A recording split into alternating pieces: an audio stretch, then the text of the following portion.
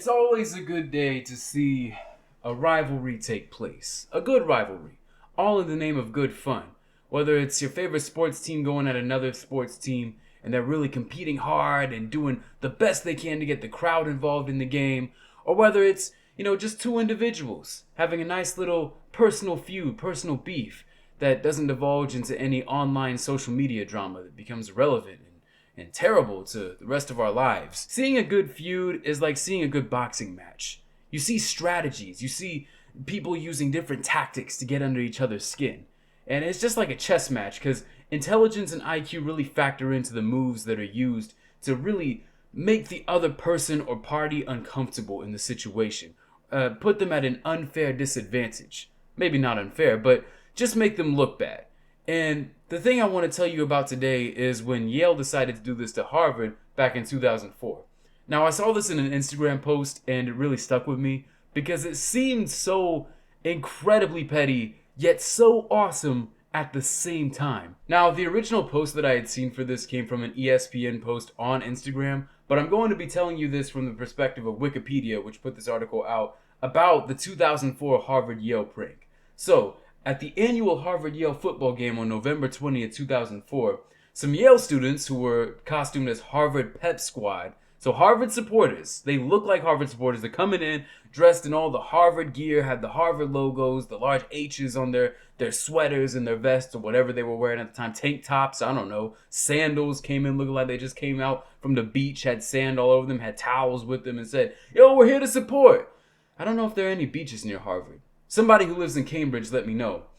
But they ended up coming over here, and they look like Harvard students. They look like they're Pep Squad. They look like they're here to support the team.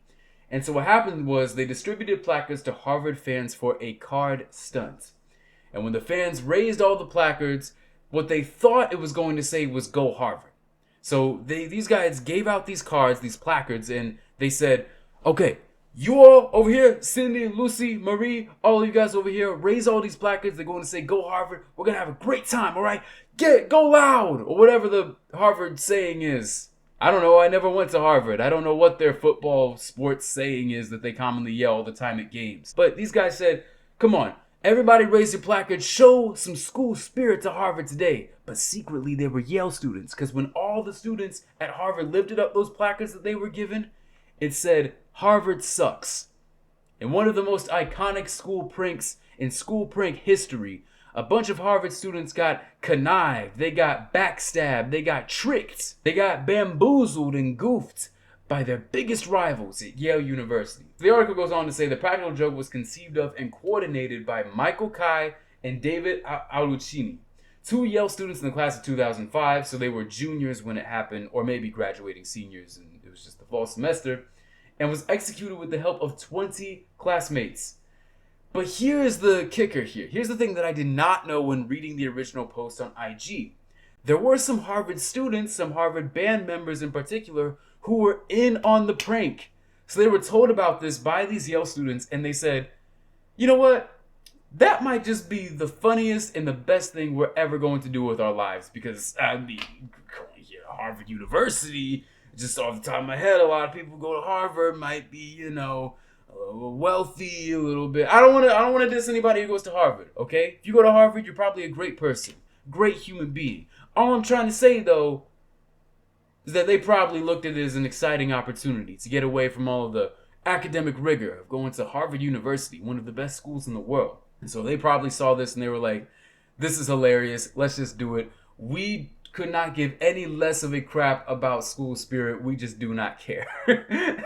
Because in all fairness, though, when they graduate and they leave Harvard and they leave that school, are you really going to care that much? I mean, when you're going into the workforce and you're doing whatever, flipping burgers or going across the world doing diplomacy, are you going to think back to 2004 and be like, "Wow, I really should not have done that.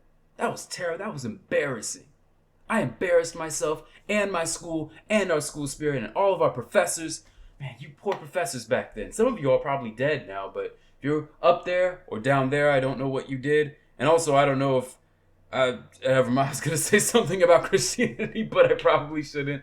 I love Christians. They're looking at all their professors like they're not going to think oh, I embarrassed my school years later, especially now in 2026. Everyone's probably moved on from this. But it is hilarious to think that these students were just in on this prank and that they just did not care. And I imagine some of their reactions, like these were probably students who just, I don't really care about college or school. I'm going to abandon all my school spirit for the sake of the most hilarious prank that will ever go down in school prank history. Of which this was listed by several magazines as one of the greatest pranks in college history. I mean, you gotta think, this was very well organized. I mean, imagine this. Your school has a rival, and you're going to just embarrass them so badly that you coordinate this large scale project, involve their students in it, and do this massive thing. This took a lot of effort and a lot of coordination. And it's so impressive the way that rivalries like this can extend to this. You know? It's like, we like it when the girls fight, right? We like seeing stuff like this. Because it's like, yeah, get that petty feud on. I want to see more of it. It's like our addiction to reality TV. You know, we see stuff like this and it just inflames our infatuation, for lack of a better word, with these inter-school feuds. You know, what was Harvard going to do? What was their big revenge prank after this? I don't know. You can do the research yourself. But I really wanted to share this because I haven't seen anything like this in recent years. I mean, this was in 2004. I actually thought this was recent when I saw it pulled up on Instagram in the algorithm, and I was like, wow, that's really cool. I have not heard of anything like that happening recently. But it was really cool. Jimmy Kimmel covered this, MSNBC covered this, and you've probably seen this before, but I just figured I would bring it to light today. So yeah, that's all I wanted to share. Thank you all for paying attention to this.